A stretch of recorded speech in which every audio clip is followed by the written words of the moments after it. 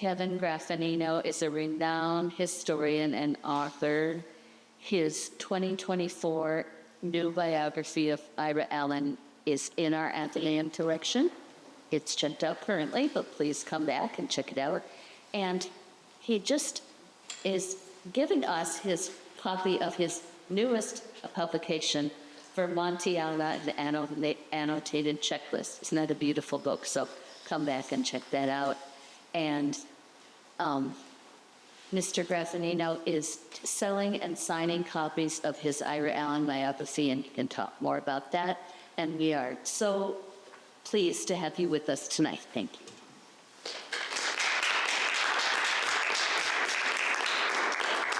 Thank you. It's nice to be back at one of my favorite Vermont libraries. I hope you folks are properly appreciative of what a treasure you have in this community, in this library, and the gallery, and all the other things the Fairbanks family did during the Fairbanks scale heyday. Okay, Ira Allen. I started a Vermont Life article about Ira Allen, 35, 40 years ago, with the catchphrase, "For most Vermonters, Ira Allen is a hard founding father to love." And what I meant by that is that, like most Americans, Vermonters want to put our founding fathers and mothers on pedestals. We want them to be godlike. We want them to be perfect. And we have a wonderful attitude towards Thomas Chittenden. He's our George Washington. He's the first governor. He's the wise head of state. He is governor for 19 of Vermont's first 20 years. We named counties and other banks, other things after Thomas Chittenden. We absolutely adore Ethan Allen. I mean, you can't turn around in Vermont without finding a bowling alley or a laundromat or a military unit or something else named after our version of Daniel Boone Davy Crockett. Ethan is the macho frontier leader who creates and leads the Green Mountain Boys. He's wonderful in Vermont historical folkness. You look for a counterpart to Ira in his own generation, and you're most likely to come up with Aaron Leth, someone who also reaches too high, is too ambitious, is not trusted by his own contemporaries, and who eventually fails. He tries to do too much, and the last years of Ira's life and of Ira's life are not happy times. My point tonight is going to be that it doesn't matter whether you like Ira Allen, whether you adore Ira Allen. What matters is that you get him into the picture. If he's outside of early Vermont for you because you can't paint him in heroic George Washington and the cherry tree types of terms, you're going to miss a lot about early Vermont, and your picture of our state's founding decades will be substantially incomplete. Ira is 19 years old when he comes up from Western Connecticut in the summer of 1770 to what is going to become Vermont. It's known as the New Hampshire Grants in those days. He follows his older brothers. Ethan, Heman, Heber, Levi, and Zimri are all up here by then. Ira's the youngest of the Allen brothers. The Allens have thrown themselves full bore into the Yankee versus Yorker controversy. Which colonial government has the right to grant land in and then govern the area between the Hudson River, Lake Champlain, and the Connecticut River? And in Wentworth, governor of New Hampshire, thought he had the right. He grants 2/3 of Vermont before the king says, hey, I think it's probably New York. I think the Connecticut River is the boundary, and not the far western part of Vermont. New York thinks it has the right, and New York grants about 1/3 of Vermont very quickly, overlapping with the getting Wentworth grants. So the question becomes, which grants are legal? Which can you settle under? Which are good for land speculation, etc.? The Allens are Yankees. The New Yorkers have got to go. We're not going to submit to New York. We're not going to rebuy our land from New York, having purchased Benny Wentworth land. And while Ethan Allen becomes very, very well known for founding the Green Mountain Boys to stop New York authority with guerrilla action, with paramilitary raids, Ira takes a more solitary path. He looks around and he sees that speculation in the land is the driving force of what's happening here in the early 1770s. And most of the people who own land in the Vermont area are not here. They're in southern New England. They're in Connecticut, Massachusetts, southern New Hampshire, etc. And they don't know where their land is. They don't know what the good land is. They don't know where the mill sites are. They need land surveyors, because that's what a surveyor does on the frontier. He tells you where your farm's boundaries are. He tells you where the good land is in any new township. So Ira goes back to Connecticut in the winter of, I think, 1770, 71, and he studies for a whole 3 weeks with a land surveyor. And then he declares himself a master surveyor. Now, I have some friends who are land surveyors, and they've said this is the equivalent of a semester at UVM med school, and you're a brain surgeon. Land surveying is tough, difficult work, especially with 18th century equipment. This doesn't faze Ira at all. I'm a master surveyor. And he hires himself out to the town proprietors, the owners of the New England townships in Vermont, to survey their lands, give them information, help them sell, etc. He takes his fees almost entirely in land so that he can build a portfolio. He develops a reputation very quickly as a young man who is a bit too shrewd for his own good, and certainly in dealing with him, you keep your hand on your wallet. In one instance, and he tells this story about himself, he comes out in 1772, Summer, surveys the town of Mansfield, which is today Underhill and Stowe.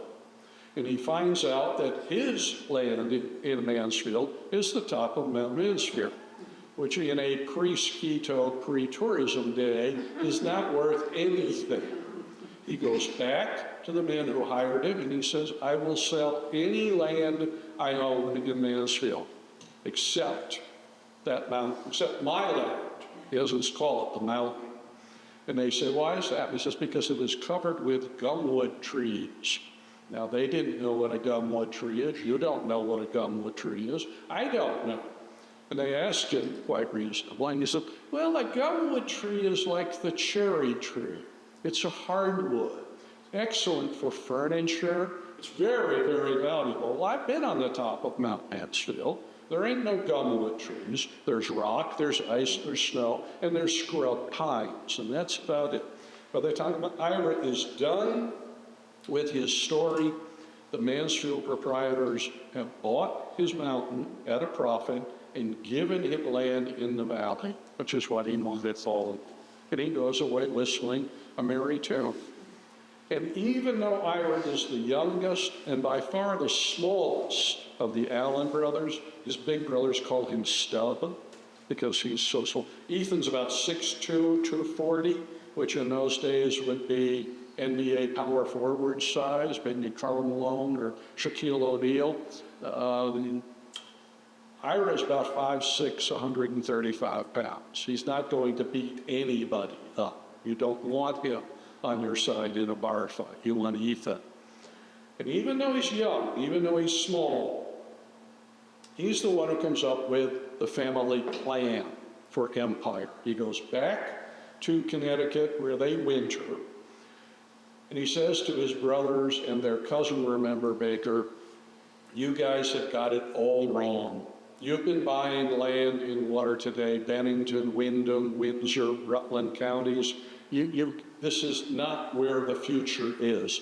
The future, and I have been there, I've done the surveying, is from Montpelier the Onion, Winooski River to Burlington, Colchester, north to Canada. We dominate that L shape. We will dominate northwestern Vermont because you want to move everything on water in the 18th century. The roads are atrocious. On the Winooski River and Lake Champlain flows north into Canada. We concentrate on that, and we'll be the richest man in Vermont. He's young, he's bold, he's aggressive, and his brothers buy in. They create the Onion River Land Company. They sell their land in southern Vermont, and they start buying. By the time the American Revolution comes, the Onion River Land Company claims 100,000 acres in northwestern Vermont, including the best mill sites on the rivers that flow into the lake, because just as you travel on water, water is your motive power. You don't have electricity, you don't have steam, you power your sawmills and your grist mills by water that falls. And the mill sites are what the Allens are going after, because Ira knows where they are. So they're all set for greatness, they're all set for fortune, and then the American Revolution comes in 1775. And suddenly you do not dare to settle in northwestern Vermont, because the British in Canada are a mighty military force. They conduct regular raids into the Champlain Valley, and they scoop up any colonials foolish enough to get in their way. Thomas Chittenden had settled at Williston in what are today the Burlington suburbs. He pulls all the way back to Arlington, just north of Bennington, for safety's sake. So do everyone else in the valley. But the war is an opportunity for the settlers on the Greats. They've been trying to fight the battle, keep the Yorkers out. Maybe we'll go with New Hampshire instead. Maybe we'll go Massachusetts. And the war offers them an example. If the colonies can break from England in the rhetoric of revolution, brave yeoman farmers yearning to breathe free against the boot heel of British aristocracy, why can't Vermonters do the same thing? That we are the brave farmers. The Yorkers are the aristocrats who are doing bad things, who are all Tories, who are all in favor of England. And it's rhetoric that works. And the new state, first of New Connecticut, then of Vermont in summer 1777, is the first addition to the 13 colonies. It's the revolution in a small space. You take the rhetoric of Patrick Henry, John Adams, Thomas Jefferson, and you apply it here on this scene, it works. And Ira Allen quickly becomes the Allen family's most important figure in revolutionary Vermont. Ethan would have been the logical leader, but Ethan goes and gets himself captured at Montreal in September of 1775 in a really bad idea, trying to take the city away from the British with a motley force. It fails completely. Ethan is a British prisoner for the next 32 months. Brother Heman was regarded as the most serious, the most honorable, the most dependable ally, but he dies within a year of the Battle of Bennington, supposedly from the after effects of heat stroke. So Ira is the one who's left, and he throws everything he has into defending Vermont, promoting Vermont, keeping Vermont going, when at least half the population has no interest in being a Vermonter.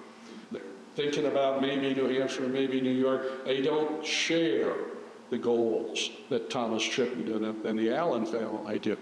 Ira becomes, in an era in which multiple office holding was not regarded as conflict of interest, he's the first state treasurer, which means the state's accounts travel around in his saddlebags, because they have no staff, All the money in Vermont is in Ira Allen's control. He becomes the secretary to Governor Chittenden and the state council, which is the following of the state senate. 12 men, an oligarchy that ruled Vermont during the revolution. Ira's the guy who takes all the notes at the meetings, and he's Thomas Chittenden's protege. He becomes Vermont's ambassador to the rest of the world. Vermont has no military power. It has enemies, or would-be enemies, all around it, so they negotiate their way out of trouble rather than fighting. Ira goes to the Continental Congress. He goes to New York. He goes to Massachusetts. He goes to New Hampshire to do things on Vermont's behalf. He's tireless in this. And probably most importantly to Ira, he becomes the first state surveyor general. In the 18th century, the surveyor general is in charge of the granting of new townships in Vermont. Because Benning Wentworth only granted 2/3 of the state. By granting the remaining third, which is millions of acres, Vermont can raise money without taxes, making it more popular to the population. Well, putting the surveyor general position in the hands of the biggest land speculator in Vermont would be like putting billionaires in charge of important departments in Washington that have a contract. Well, we're doing that if we're not. Ira profits from this. He makes sure that the lands in the towns he likes, he gets his finger in the pot at, and in some cases gets the entire township. As I said, it was tireless. At one point, in the summer of 1777, Vermont has just been created, and Burgoyne is coming south from Canada with a British army that is going to split New England off from the rest of the American nation and win the war for the British. If this works, if Burgoyne is successful, the war is probably over. And Ira tells the Vermont Council, the 12 men and Governor Chittenden, we have to get a militia together. They're going to come into Vermont. They're kind of right. Let's see. South on the lake is up the lake because the lake flows north. And we got to have some military. And they said, we don't have any money. We can't pay them. We can't pay for ammunition. We can't pay for guns. He said, we've got to do this. And they say, fine, young fellow. You're so smart. You come up with a plan. You have until tomorrow morning. And his story. He locks himself in a room at the local inn, and in the morning, he gives them a plan. He says, what we are going to do is confiscate the property of every loyalist in Vermont. There are a lot of them. We're going to take their land and their property away. We're going to sell it. We don't have to raise taxes. We'll have income. He later promotes this as his invention. Other states had already done it. He picked up an idea from elsewhere.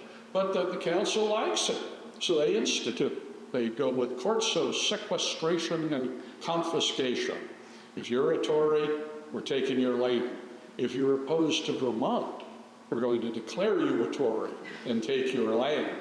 And Ira, being Ira, figures out a way to profit from this.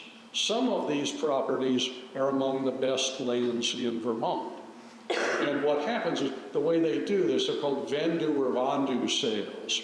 The sheriff conducts an auction, and people who are interested buy or bid. And Ira really wants one farm in particular. And he looks around at the clearing where they're doing the auction, and he sees there are people who are going to dare to bid against him. This isn't right. It means he'll have to pay more.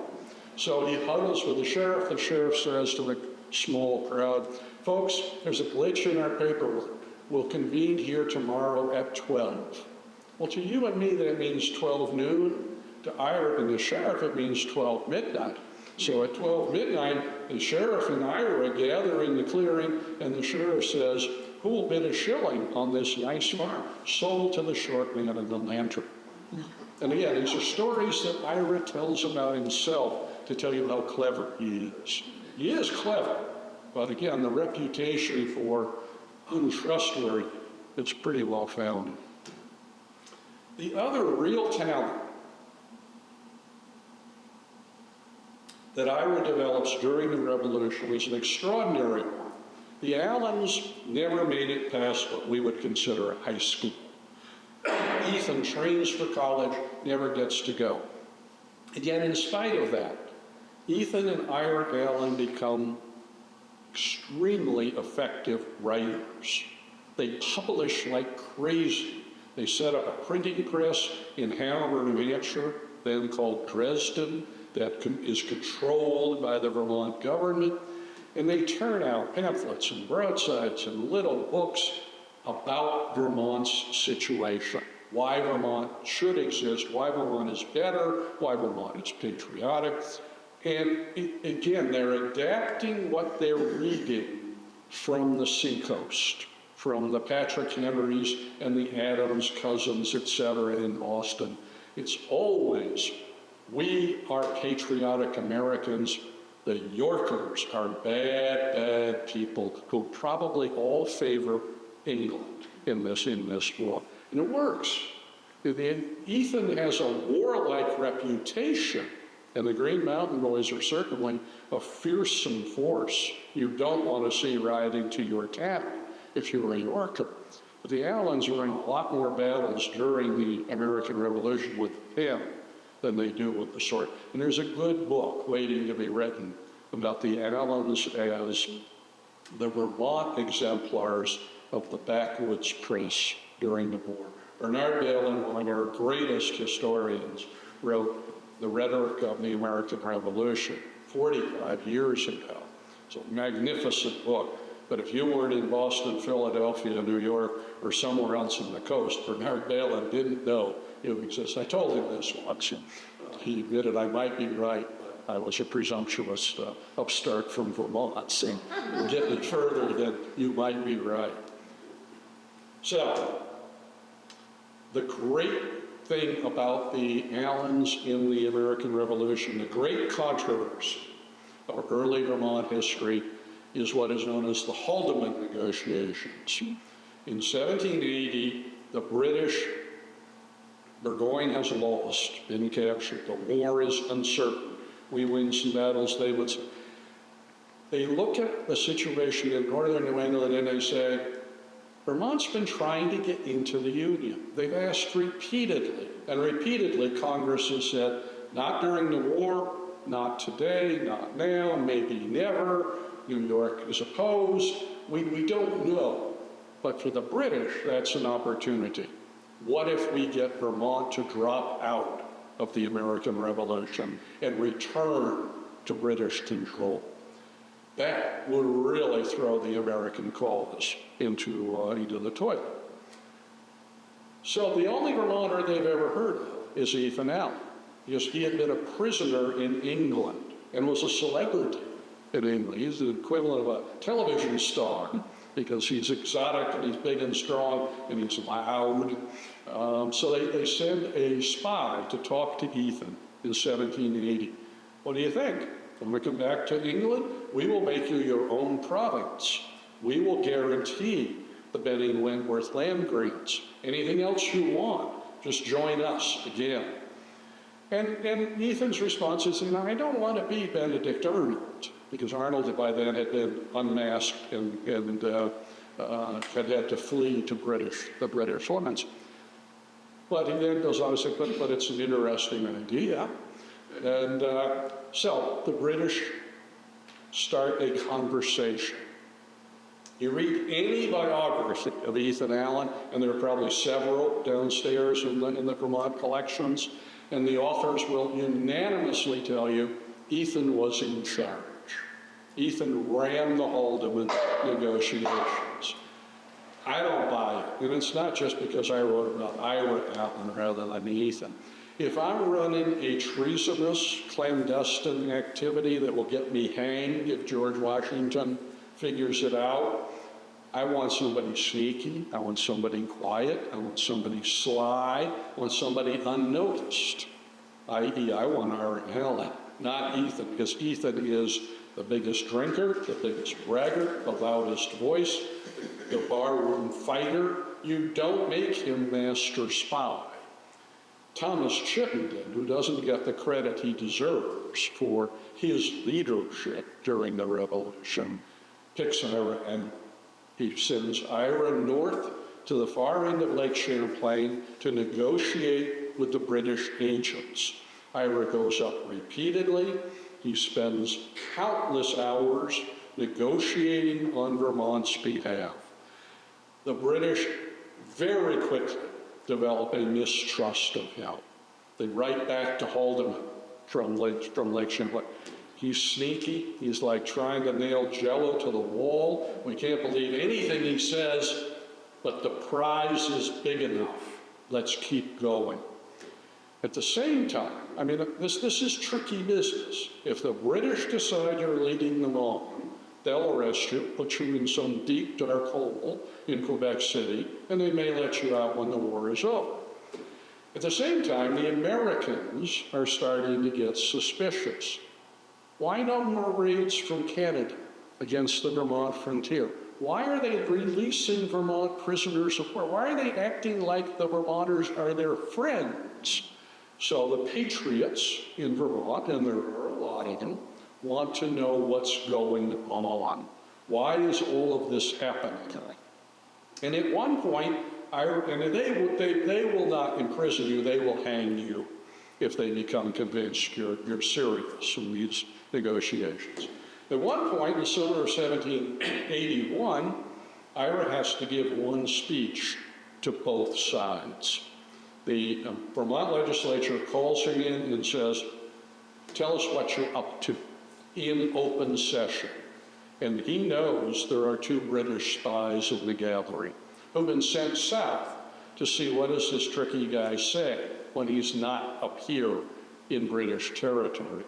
And Ira gives one speech, and both sides walk away thinking he's on their side. And Ira writes afterwards, is it not curious to see two opposing parties believing what they wish to believe and thereby deceiving themselves? Well, it is curious, but it's also a pretty good indication that young Ira Allen had a backbone of titanium to be able to carry this off. To be able, you put me in that situation, yeah, I'm just going to melt. There is no way I can handle this as an assignment. In the fall of 1781, Frederick Haldeman has had enough, and he decides to push the Allens to, in the Vermont phrase, fish or cut bait. He sends an army south from Canada to the south end of Lake Champlain, and they have a printed proclamation welcoming Vermont back into the British Empire. Now, if they release this proclamation, the Allens must either try to persuade Vermonters to become British subjects, which I don't think they would have had a prayer of achieving, or they have to flee to the British lines for safety and become British subjects themselves. So this is tricky business time for the Allens and Thomas Chittenden and their small circle of maybe 8 or 10 folks who are in on this in Vermont. And then word comes from Virginia. Cornwallis has surrendered at Yorktown, and the war is over. Everybody knows that's the end of the military fighting. Haldeman takes his army back to Quebec City, and the Allens are saved from probably complete disaster. But Day one, Ira starts controlling the narrative. He starts talking, he starts publicizing, oh yeah, we were just leading the British army. We kept their army bottled up in Canada for a year and a half. We saved the northern New York, northern Vermont, and northern New Hampshire frontiers. We won the revolution for America. And that becomes the standard Vermont interpretation for the next 150 years. You could not stand in front of a Vermont audience prior to maybe 1950 and say that the Allens and their friends might have been serious in the conversation without probably being stoned or tarred and feathered. By 1950, outside scholars began pointing out the countervailing evidence. Ira and Ethan continue the talks long after the revolution is over, assuring Frederick Haldimand that they did not want to join the Union, that they always wanted to be back in British control, et cetera, et cetera. And the absolute evidence that if you're Ira Allen and you have hundreds of thousands of acres of northwestern Vermont, your financial interest is in close relationship with British Canada, because that's your trading partner once the war ends. So I don't think two-thirds of Vermonters would have even considered it. I do think the Allen brothers were pretty serious. As they said later, Congress closed the door to the South, and England opened the door to the North, and we had to consider which of them we were going to be able to get through. And I don't think you can apply a 20th or 21st century perspective and say they were disloyal. The United States had said, you can't come in. The United States had existed for 5 years. There was a lot of uncertainty. A lot of Americans were waiting to see which side won and then declare for the victor. So I don't say this as a criticism of Ira Allen. I say it as an indication of what a smart guy he was to think about the options that would benefit him and in his eyes benefit from them. So the war ends. No more military threat in Canada, and settlers start to pour into Vermont. It's the hottest real estate in America at the time because it is fertile land that has not been farmed over, it is dirt cheap, and it is close enough to New Hampshire and Connecticut and Massachusetts that you can get there. Second, third sons can plan a prosperous future. They might not have been able to back on a family farm that had 6 heirs. So people are pouring in. And Ira, there are 2 effects for Ira. First, he has to give up his positions of political power because the newcomers, many of them, are ambitious young men. They are better educated, they are smart, and they want power.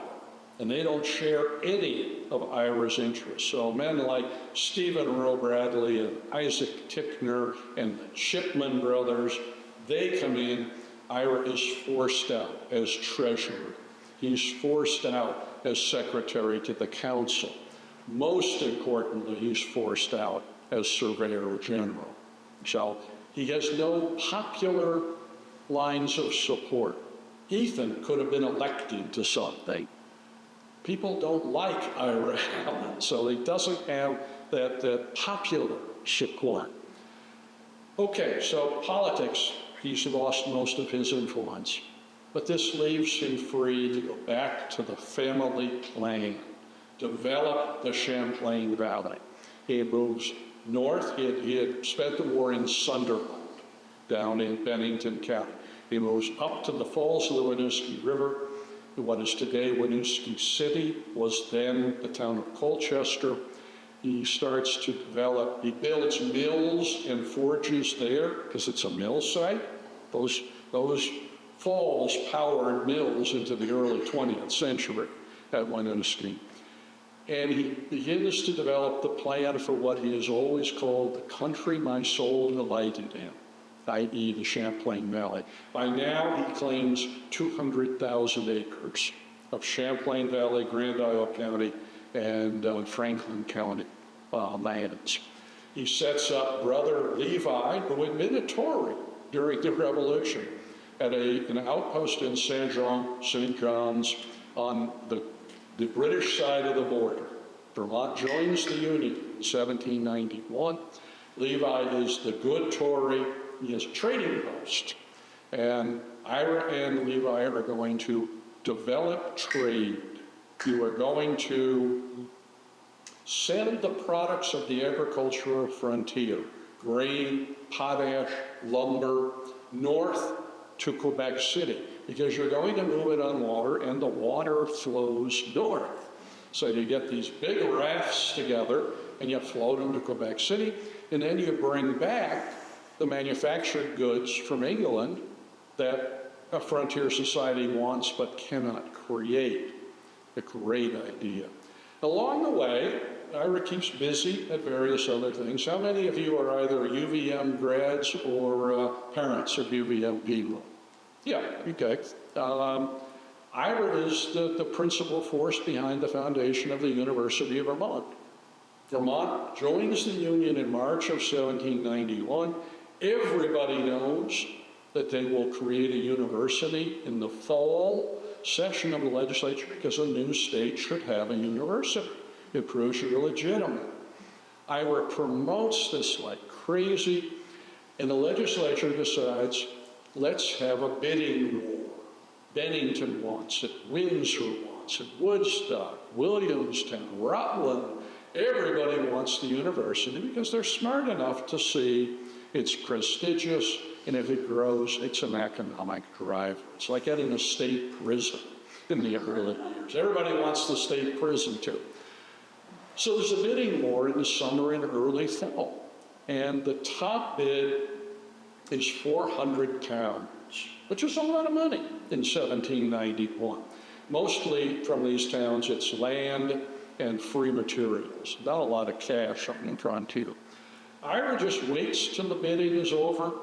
400 pounds, he adds a zero. I'll do 4,000 pounds, but you're going to put it in Burlington because he owns most of Burlington. And the legislature declares victory and says, yep, got a university and it's going to Burlington. Ira gives, those of you who know UVM, he gives the land of the central campus, Waterman, all the buildings around the green. That's Ira's donation, and he calls it 1,500 pounds worth. And the new board of trustees says, great, when do we get to 2,500 in cash? And Ira says, oh, it's coming, I'm almost there. He never pays it. He wants to, he believes in the university, but he never has the change. As a one-time fundraiser for UVM and as a donor to UVM, I think it's ironic that the university's biggest category of donor is the Ira Allen Society. And I bet if I go there tomorrow and pledge my $10 million, they'll give me the coffee mug and the socks and the paperweight, put my name on a plaque. But if I don't pay the $10 million, they're going to want all that stuff back. So this is a source of some amusement to me. He evicts the Abenaki Indians from Swan. He is the leader of the movement that says legally the Abenaki abandoned their property in Vermont during the war, and they fought for the British. Now, there are a lot of holes in that theory, including that many Abenaki signed up for and fought with the Americans, but it works in the Vermont court system, as it works across the American frontier. Caucasian courts are going to rule against Native Americans in lake disputes.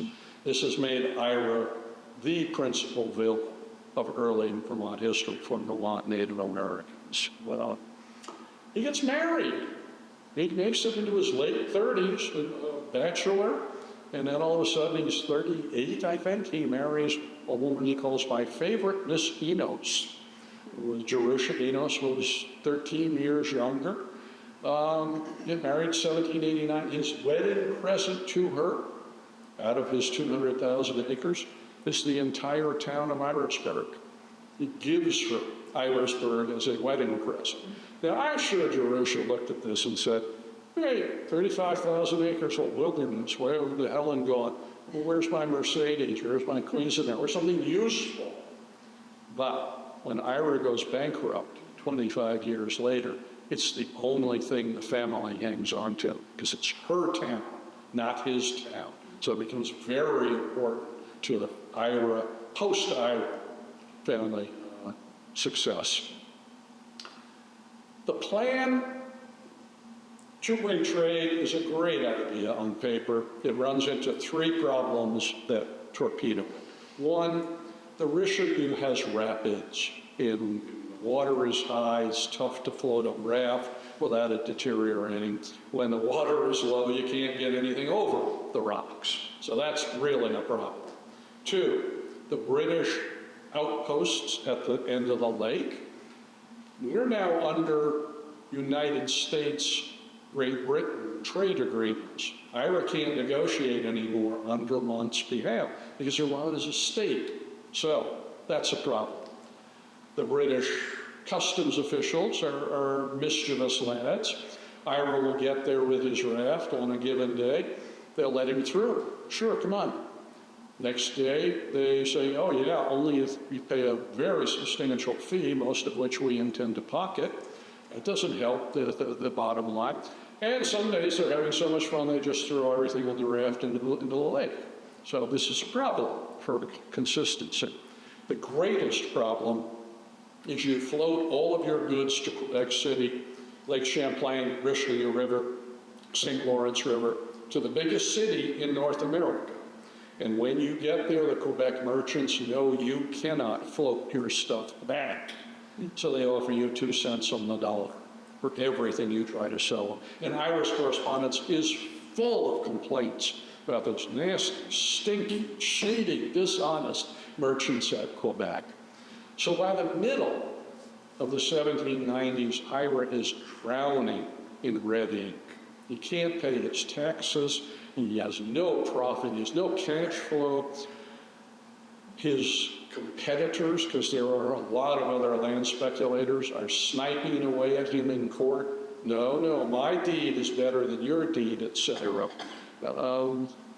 He's drowning by 1795. But the thing I really love about Ira is there's always a plan. No matter how dark the sky is, Ira always has a plan. And this is a corker. He goes to Boston. He mortgages some of his very best Champlain Valley lands. He doesn't sell them, takes it a loan. He puts the gold that he gets in the bottom of a false trunk, and he sails to England. It's the first time he's ever left North America, first time he's ever really been anywhere. And he goes to London, and he says to the British government, let's build a canal on the Richelieu River. Let's make it navigable all times. I want to be able to take a ship from Burlington to England. Then build a canal deep enough and big enough, and I can do that. I can bypass Quebec. England will control the trade of the Champlain Valley and northwestern Vermont. England will benefit tremendously.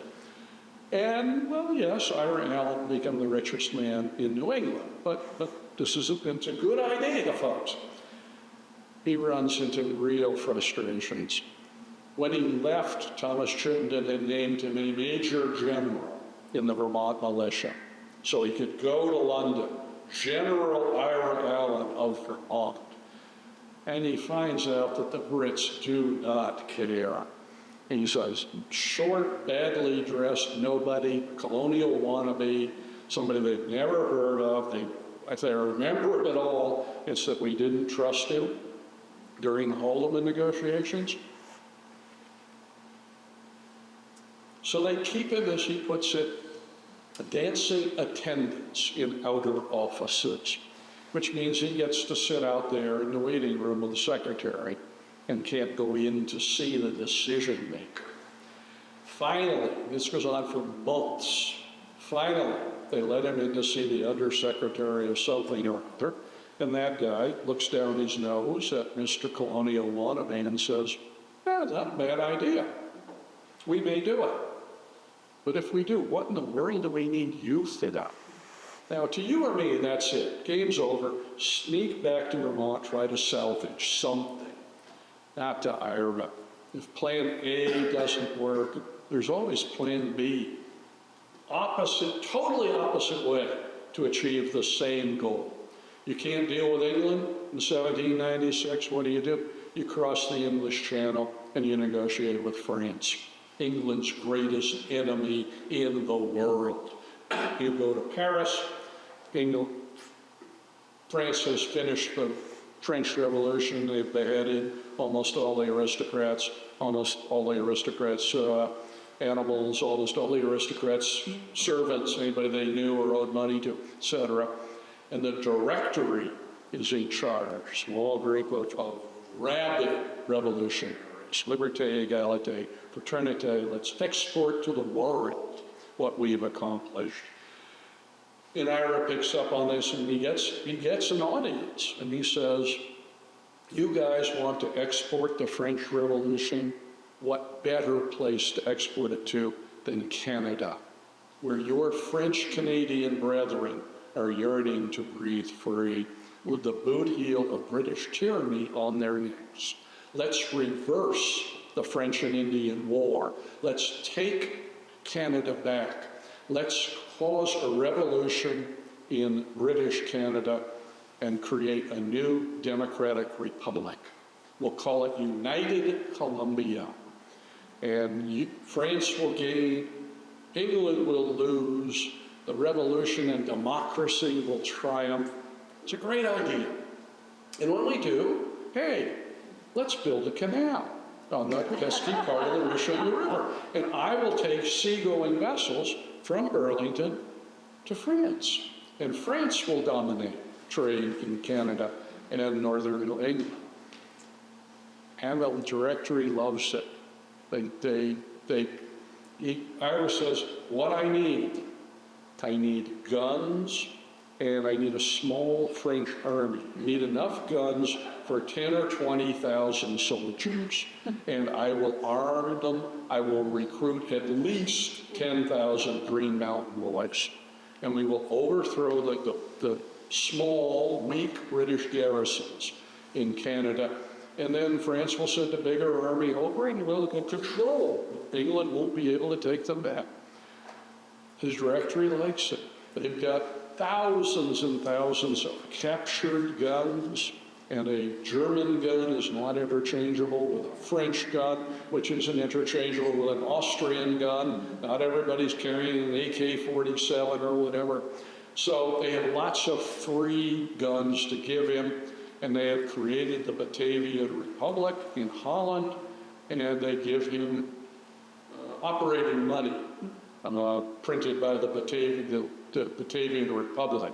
So it's free to France. Also give him a lot of paperwork saying he bought the guns and that he was going to use them to arm the American state militias. That it was a business deal where he'd come back and sell the guns to the 15 states. Ira loads the guns up in Austin Harbor on a Gunrunner, which is a wonderful, ironic name of the olive branch. And he's got a ship full of guns and cannon. And he sets sail across the North Atlantic to fame and fortune and the realization of his dreams. Unfortunately for Ira, you have to imagine the British had some version of MI5 at work in Paris in those days. So there's a James Bond who catches word of this, because Ira's friends in this enterprise are not good spies. They send the HMS Audacious after him. They capture him out on the high sea, 8 days out, headed towards North America. They bring him back to Portsmouth. They unload the ship, and they store all the guns as close as possible to the sea so that they'll rot out if he ever gets them back. They're fairly smart about this. And then they throw them into the British court system. Some of you, like me, probably read Dickens' Bleak House in preschool or college. Jarndyce versus Jarndyce, the longest running court case in British legal history. I think Dickens just looked at what happened to Ira Allen and adopted it. The British run him through the court system for 18 long months. Your paperwork isn't quite right. That comma's in the wrong place. Let's go over this for the 300th time. And they put him in a court where the judge is a violent anti-American partisan. And he tells Ira this every morning in court, how much he hates Americans. Finally, the Brits say, you're close. We might give you back the guns. They'd first charged him with fomenting a rebellion in Ireland, which was in a state of near rebellion. So it's not the worst idea.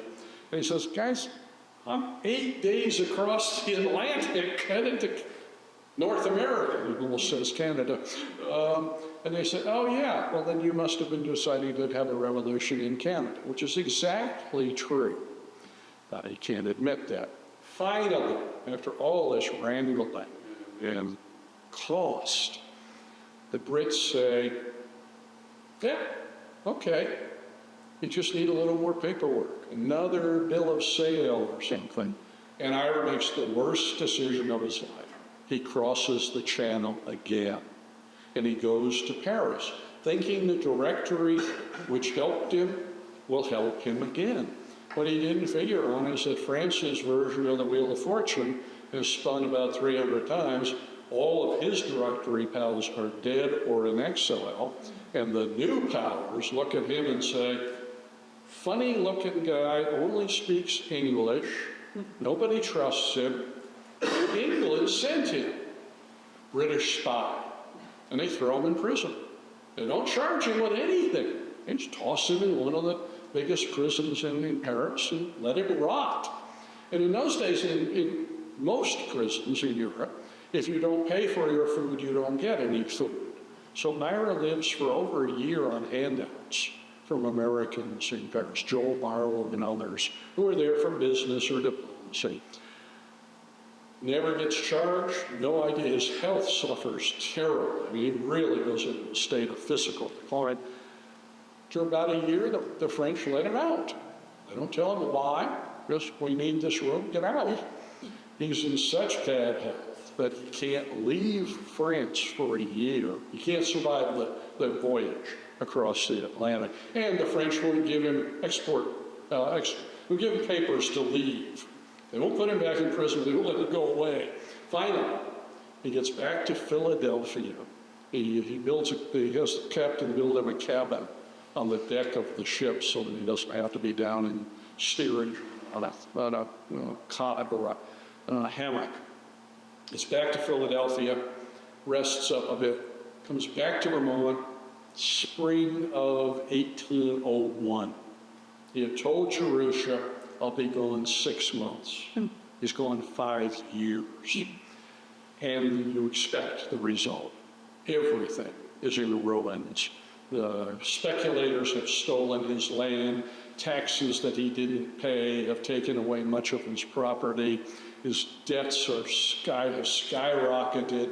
He has no political influence. He's in serious trouble. The one thing he does accomplish, he gets the legislature, which is not uncommon, to grant him a year's relief from imprisonment for debt. Because in those days, in America, if your creditors can find a judge who will throw you in prison for not paying your debts, you go to prison and you don't get out until you pay your debts, which of course you can't pay while you're in prison. It's a nasty circle. The legislature grants him a year's relief. He fights and fights. It doesn't work. In retrospect, it couldn't have worked. He asks for another year, and the legislature says, give it up. Make your best deal. Do whatever you can. Levi dies. He loses his only surviving brother. Levi dies in debtor's prison and is buried in the prison yard.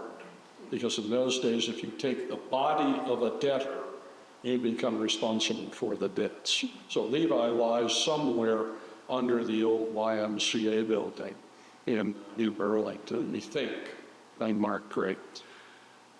So Ira is, what can I do? But he has a plan. There's a plan. He contacts his biggest creditors. Most of them are Burlington area people. He says, come to my house in Colchester, by the falls, beautiful gardens Jerusha has created down at the mills. I'm having a party tonight, and I will satisfy all of your claims. They go, they eat and drink in the front parlor.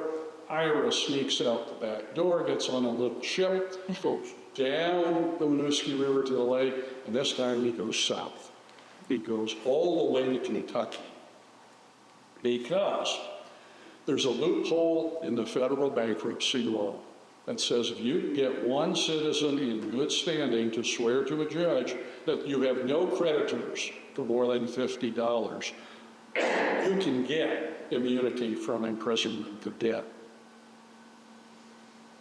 And Ira Allen's old friend, ex-Vermont Congressman Matthew Lyon, now lives in western Kentucky. He's about to be elected to Congress from Kentucky. He's a man of stature. And he perjures himself unmercifully, tells the Kentucky judge, no, I don't think Ira owes anybody any money. And the judge says, well, that's good enough for me. And he grants Ira immunity, which will work anywhere but in Vermont. Because if he comes back, some of his creditors are powerful. They will find a judge to toss him in jail. So he goes to Philadelphia, and he spends the last 10 years of his life there. At first, he is optimistic. He writes to Jerusha, I found an old French priest to tutor the children. Bring them down, and then there's a great private school. Well, then we'll come back to Vermont and triumph someday. No indication, and she never responds. There's no evidence that Jerusha, I think, after 5 years and more, said, I don't need this. I've learned to live without you. I am not chasing your dreams. And she doesn't go. Ira declines, continues to decline medically. He certainly declines financially, goes from bad boarding house to worse boarding house. He's on the edge. He continues to publish, writing pamphlets and letters, and the gist of it all is it's disjointed, it's illogical. The gist of it is somebody owes me for the olive branch. France owes me, England owes me, the United States owes me. Somebody needs to make me whole on this one. It's sad. And then in the last 6 months of his life, he's reborn. He's living in a bad boarding house in Philly, and 3 Spanish-American mercenaries come to town. This is an age of revolutions everywhere, or attempted revolutions, in South America, in Ireland, et cetera, et cetera. And these guys, they want to take northern Mexico away from Spain, what is today Texas. They're going to do it through a revolution in Texas. And Ira, they come for some reason to his boarding house, and he's reborn. He says, guys, do I know revolution? I had a great one in Vermont, and we got to be the 14th state because of it. And I had an even better one going in Canada until those nasty Brits arrested me. You guys, go south, raise your money in Philly. Go south, recruit your army. I will be your American ambassador. When you create your new country, I will be your ambassador to the United States, and I will give you invaluable advice. Take a printer and a printing press with you, because you will win the hearts and minds of people with the printing press far more than with bayonets and bullets. And he finds them a printer. He finds a New England printer to go south with them, and this guy does the first printing in what becomes Texas. Now, this is 1813, 1814. It's more than 20 years too early, before the Alamo, before Davy Crockett and Jim Bowie, etc. The Gutierrez de Lara expedition goes south. It falls apart the first time they face Mexican, Spanish troops. I think it's good that word comes back to Philadelphia after Ira dies. He doesn't know. He dies in hope that something good is about to happen and I will be back on top. He dies in mid-January of 1814. The physician says retrocedent gout. My guess is he genuinely wore out. The year in French prisons, etc. He was in his early 62 at this point. He had lived a horrible life the last 10 years. He dies totally penniless. The Quakers have to come and bury his body in the Free Quaker Cemetery in the heart of Philadelphia. And I've lived for 40 years. Back here in the Champlain Valley, the country my soul delighted in, there is one mention of Ira's death. The Burlington Weekly paper, the Burlington Sentinel, has a 3-line, 1-column obituary. Died in Philadelphia, General Ira Allen, late of Colchester. And that is it for the guy who had been one of the political leaders, one of the great defenders of Vermont, one of the wealthiest men in the state of Vermont. By 1814, he's been gone 20 years. And the Vermonters who had any recollection of him at all are just, yeah, Ethan's little brother. They didn't trust him. He's in the shadows by then, and he stays there ever since. By the 1830s, the Vermont Historical Society gets founded. Vermonters are, Ethan Allen was our great hero, the Green Mountain Boys. Anytime there's a military need in Vermont, they invoke the spirit of the Green Mountain Boys as these are our forerunners. Ira doesn't fit the mold.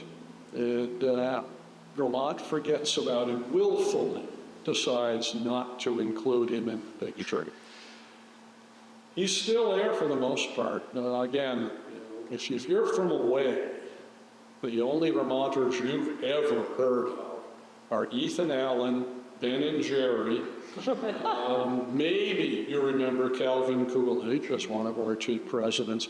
And I'm told nobody here young enough to be a college student anymore. College students think Noah Kahan, a musician, is the most famous Vermonter of all time. I had to be told when I got this in front of class who Noah is, what songs he's done. Never heard of him, never heard any of his music. But to a 20-year-old, he's the most famous and important Vermonter of all time. I think so. So I don't think it matters. So I just go back to where I started.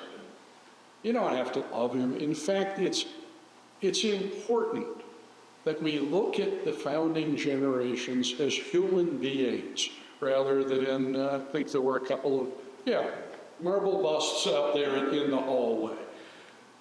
Think of them as people. They've got quirks and idiosyncrasies and pluses and minuses. Young Ira Allen is an admirable creature.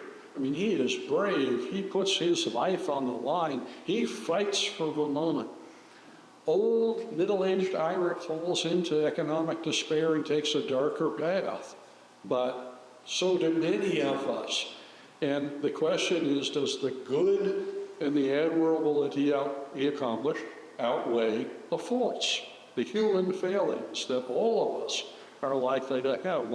I would urge you to look at any historical or contemporary figure, evaluate them on the balance. A youthful Kevin would have said, oh boy, we found out something we don't like about it. My parents' generation, they're all bad. That's not the way to look at it. Chittenden actually was arrested and charged with a felony for selling unlicensed liquor. It was last year as governor, and they were about to try him, and they went up and died on him. So, every one of our leaders has had something wrong with him or her. On balance, did they do more good for Vermont than they have to do?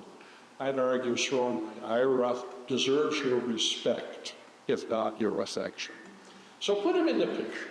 If I give you, in closing, 3 things. One, you put him in the picture, I think you'll have a good time because he's interesting as all get out, and he's involved in everything except religion in Vermont. The irony of Ira Allen Chapel on the UVM campus, which several of us are very familiar with, for a man who never in his life set foot inside a church. There's a backstory to that for Q&A.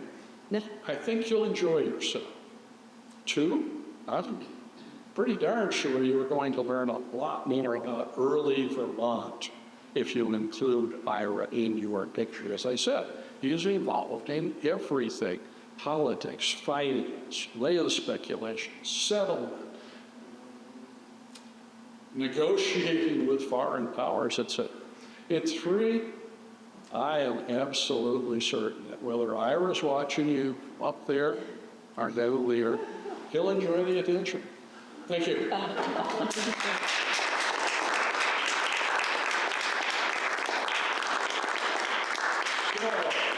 we took to questions, short speeches disguised as questions, so that you can tell your neighbors how smart you are, or rebuttal if I said something outrageous that you object to strongly. So, who wants to know what happened to the wife and children? This is a question I frequently get. Ira dies in 1814. His wife, he's 62, his wife's in her late 30s. They had had 3 children, 2 of them had died by 1814. But in the wreckage of his estate, Jerusha has the deed to Irisburg. It's hers. The speculators can't take that away. And she and her surviving son, Ira Allen, moved to Irisburg, and they start to develop the town. So Irisburg isn't that far from here. So some of you have seen the nice little town green. That's Jerusha laid that out as the center of town and said this will be public land. They develop, they lease, they count their pennies. Ira Allen, by the time of the Civil War, when he's in his early 70s, is the richest man in Orleans County. He has no adventure. He never goes anywhere, he never dares anything, he never tries, but he becomes wealthy in the way that his father and his uncles wanted to do, but could not achieve. He's also a bit of a stinker.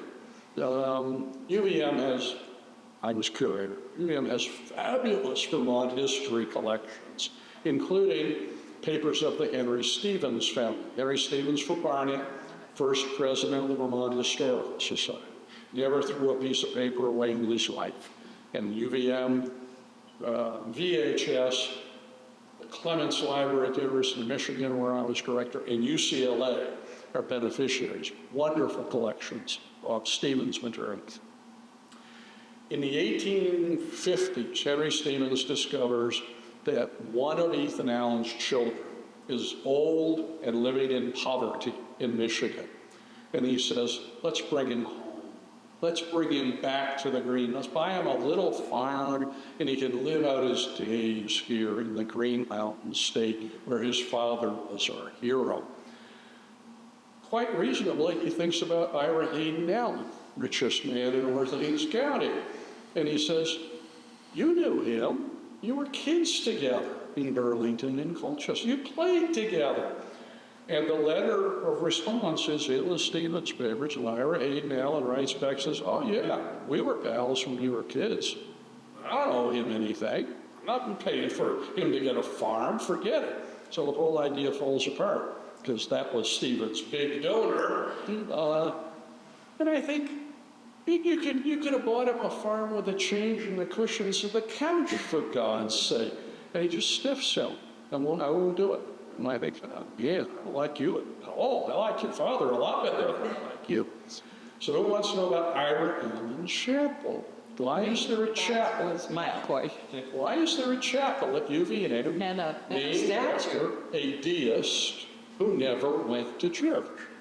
And the answer is because about 1910 or 15, a wealthy Western financier named James B. Wilbur retires to Manchester, Vermont. If you ever go to Manchester, you can go to the Wilburton Inn, which was his house, about the size of this building. Wilbur, for reasons we don't know, decided to study early Vermont, and he seizes on Ira as his hero, the neglected paragon of early Vermont. And he decides to write a biography. He decides to collect Vermontiana on a rich man's scale.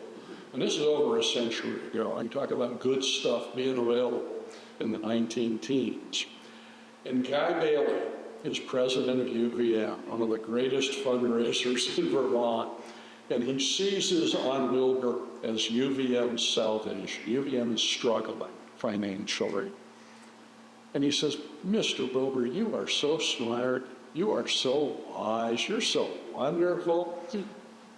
How'd you like to become a donor to Irish University? So the first thing is we'll put up a statue, and you tell us what the base should say. UVMers know. Founder of this university, founder of the state of Vermont. Well, neither is true, but that's what Wilbur wanted, so that's why Ira looks out across the lake. Next, how'd you like to build us a chapel? A New England school should have a classical chapel. And you can name it if you like. And Wilbur says, sure. So he builds Ira Allen Chapel and names it after Ira Allen. This is the irony to me of Mr. No Church Ira as the chapel. He also builds half of Fleming Museum. If you go into Fleming from the old front entrance, facing not Colchester Avenue, but back towards the campus, the big room you go into, you look up, Thomas Chittenden, Ethan Allen, Stephen Roe Bradley, Ira Allen are on the four walls, the great founders of Vermont, because Wilbur said so. When he dies in 1928, Wilbur publishes his Ira biography. It's probably downstairs. Red cloth, slipcase, 900 pages of absolutely unintelligible prose. It's wonderfully useful for what did Ira do? Where was Ira on March 14th, 1782? Wilbur documents this point by point by point. The problem with it, from my perspective, is that he does it from an adoration of Ira perspective. There's no critical scholarly judgment because Ira was perfect. And anybody who opposed it was a bad, bad person. There's a wonderful story. By now, Wilbur is on the board, too. Wouldn't you like to be on our board, Mr. Wilbur? So he's on the board. Every member of the board is expected to purchase and read a copy of the 2 volumes before the next board meeting so that they can tell Mr. Wilbur how wonderful it is. He's by far the wealthiest man on the board and the biggest honor.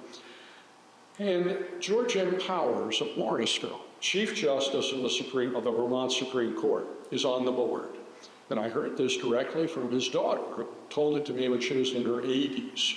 She was a young woman at the time.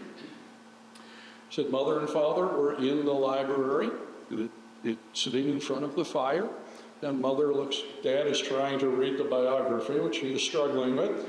And mom looks up from her paper and says, oh, Mr. Wilbur died.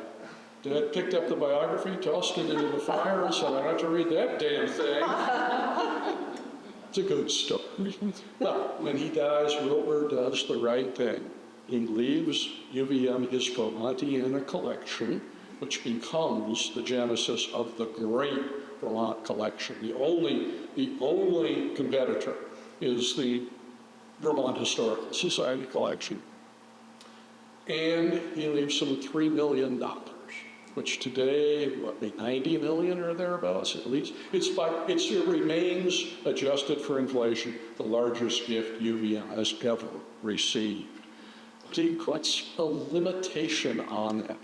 Says you can keep my money as long as the College of Arts and Sciences does not grow bigger than X. Well, this is 1930. The state's population had not risen in a century. So he logically assumed it never would. Well, after World War II, the population starts to grow pretty rapidly, and UVM has to start throwing departments out of the College of Arts and Sciences. Engineering? That's not a science. Chemistry? That's not a science. Art? That's not an art. And they keep doing this to try to stay below the enrollment limit. Finally, they get Warren Robinson Austin, past Vermont congressman, past first American ambassador to the United Nations. It's a Vermonter. He's also a UVM boy. And they said, what are we going to do? We can't just keep throwing everything out till English and history are the only departments left. He says, I know some judges. I bet I can find one who can rule in our favor.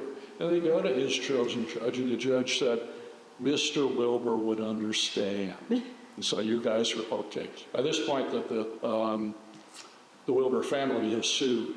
They want their $3 million plus interest back. So this is serious business. But the judge rules in UVM's favor, and the Wilbur Fund has sent countless Vermont kids through that, paid substantial portions. And anyone who's a parent here knows how expensive UVM is today. My first semester tuition bill, fall of 1972, $550. And that wouldn't buy me a credit today. What would it be? To live on campus, $50,000, $60,000 for UVM today? It's incredible. So the Wilbur impact is beneficial from a guy who, by all accounts, and I knew some people who knew him, was patrician, aristocratic, condescending. He knew he was better than you because he had more money than you. But he did the right thing at the University of Vermont. Thank God. Yes, ma'am. Do they still? Speak up. You're talking to the elderly. I am elderly too. So the Wilbur Library, the Wilbur collection, do they get? I used to work at the UVM Library. Do they get money from the Wilbur Yes, Fund? there's a separate small Wilbur fund.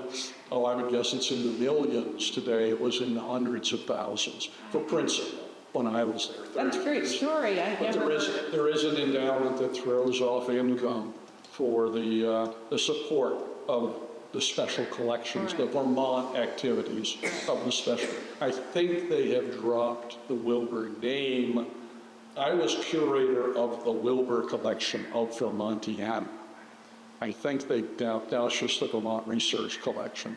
And I think that's too bad. I think you keep a donor's name if he's that generous and never did anything to hurt you. I think that's better. But yes, Wilbur's financial generosity also went to support of the collection that has grown enormously over the years. Tom Bassett and I were mad dog collectors. There was no shelf space we couldn't fill with new acquisitions. We run out of space, we just built another storage building. Sir? The speech that Ira gave to the council that where the There's the whole legislature. does that speech exist? No, the only record we have of it is his writing about it. When he's in England going through the court system, he finds time to write a history of Vermont, and he writes about this incident. He turns the Haldeman negotiations into a patriotic exercise, but there's only a paragraph saying, I did it, it was tricky and scary, and aren't I wonderful? We're coming out of it, but we don't have the text of it, and I would have loved to have heard it. And he meets with the spies afterwards, and if they were dubious, he talks them into, we really do want this. It's just, need a little more time to convince some single mothers who aren't sure, but we'll get there. I don't think. I think the Allens and Chittenden would have been willing to do it. I do not think most Vermonters who did not own land in Chittenden, Franklin, Grand Isle counties would have countenanced it. Probably 25% of Vermont were active Tories. They liked being English citizens or subordinates. They wanted to stay there. Same is true across the United States. And I would have guessed 60% were active American patriots. We like our new nation. We like democracy. And then you had a bunch in the middle. Let's see who wins. And then we'll decide which side we're on, which is pretty normal.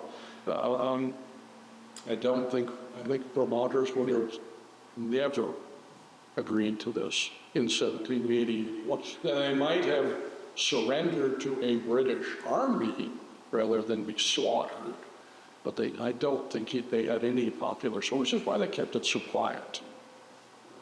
There were only 6 to 8 Vermonters who were in on the negotiations. The Fay brothers, the Allen brothers, Thomas Chittenden, and a couple of other members of the council.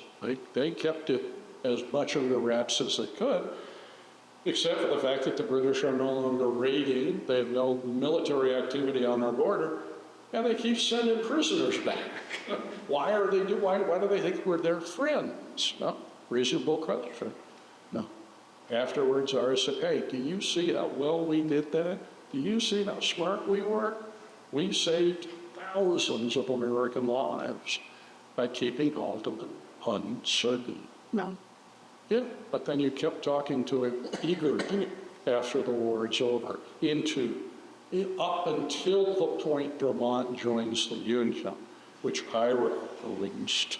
He voted for it at the convention, but he did not want to see it happen. It was counter to his negotiations with England on trade deals, because then he'd be under American trade deals, which were not as favorable to him. What else? Other stuff. Yes? I've always been fascinated with how the settlers could come up into this wilderness and build their cabin and say, this is mine, this was the plot. I mean, it's how do they know which tree is theirs? I've never understood that. Well, you hoped that you had some directions from some surveyor. Problem with Ira is Ira was an atrocious surveyor. James Whitelaw of Reigate, who succeeds him as Surveyor General, and John Johnson of Burlington are the next generation of major surveyors, and they spend most of their careers redoing the surveys that Ira and his teams had done. If Ira was within half a mile of where he thought he was doing pretty well.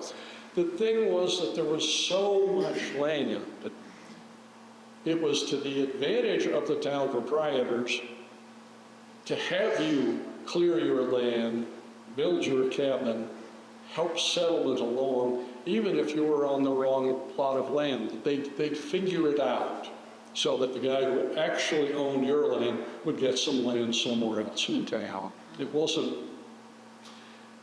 few of them were going to exercise their legal right to throw you out. And the Vermont courts were moderately on the side of justice rather than on the side of the law.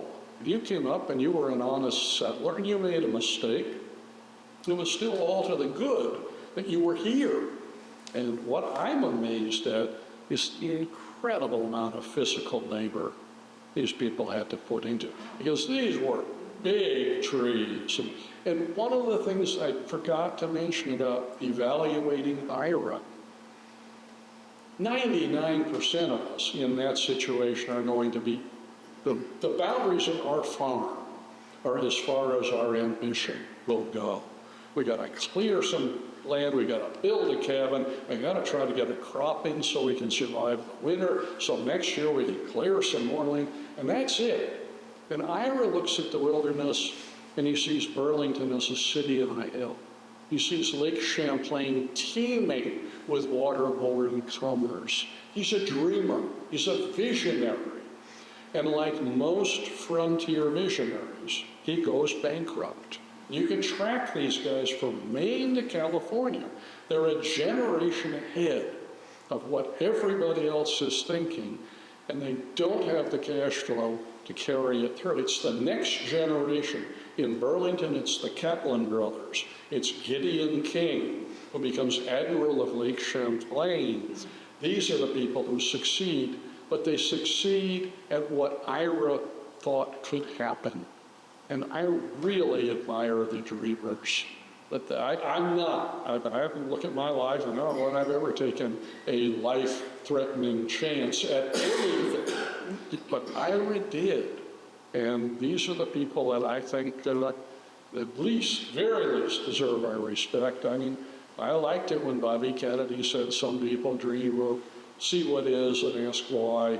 I look at what is not and ask why not. And then that's the type of person. Whoa! I want to spend some time around. Ira always saw the future and worked towards it. And most of us, again, our farm, that's what we're going to work on. We lead lives of congenial mediocrity, and we're happy that way. And every generation, there's the, why can't we go to Mars? And why can't we, do something under the ocean? And those people, well, they're not always the nicest people in the world, but you got to have them. Otherwise, you don't get progress if none of us are willing to try to dare. All right. Thank you, folks. Appreciate it. We have a sale. This will cost you $25 in the bookstore or from the Vermont Historical Society. I have a pile of them later on the table, and I will sell one to you for $20. Everybody carries a $20 bill. I have been told that St. Johnsbury is the most bookish, most book-buying community in the state of Vermont, so I don't really want to take most of those back to Essex with me, so come on over, and if you don't have $20, I will give you the book, and I will give you the card, and you will send me. So far, this has worked well. Looking at some of you, I'm not so sure. Thank you, guys. Thank you. That's a great story. I think we won the appropriation.